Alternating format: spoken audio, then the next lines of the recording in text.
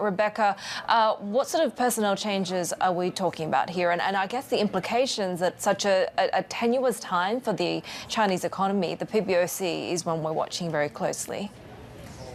Yeah, so this is a quite sort of unexpected, just a one-day meeting for the National People's Congress Standing Committee. So this is the body that, when the full NPC isn't in session, is responsible for formally appointing and removing figures. So it's important sort of in two counts. The first is whether we see the ascension of Pan Gongsheng. He's expected to take on that top job at the PBOC. And the second, of course, is Qin Gang, China's foreign minister, who's been out of the public eye since June 25th, being very, very closely watched. Now, there's a couple of options today with that meeting. So either we hear that nothing changes, in which case we no mention of Qin Gang, in which case he's likely to still be that minister for another month, 2 months, or indefinitely, but really depends on what actually is going on behind the scenes here.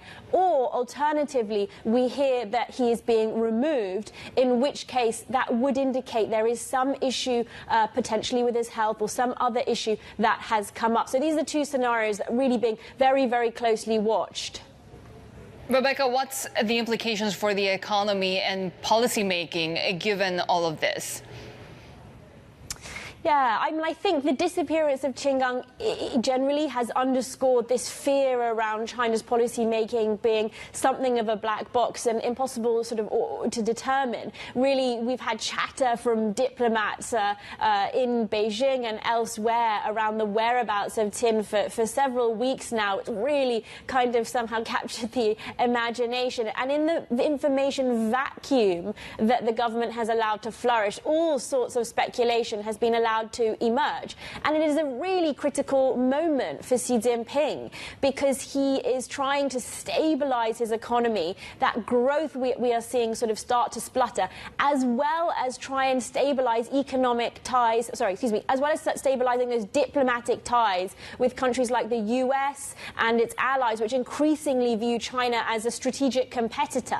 So, on the one hand, trying to sort of roll out or reset this global relationship, but the other having his top diplomat missing in action, the person that he's relying on in some ways to helm the implementation of these type of efforts, particularly with the sort of day-to-day business of diplomacy, things like meeting, greeting, having that communication with other visiting foreign ministers and business delegations.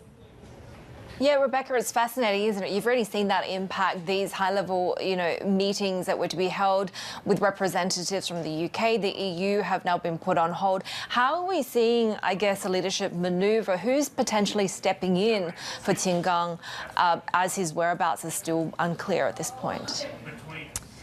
Yeah, it has been really interesting to see how figures have sort of stepped in. Ma Zhou is a possible option. So this is Qin Gang's deputy, although his one-time superior as a spokesperson at the foreign ministry. Now, he has sort of leaned in. He's a pretty well-credentialed figure here, taken overseas, sort of pretty prominent overseas ambassadorial roles, for example. So we've seen him step in. He stepped in at a BRICS foreign minister meeting, for example.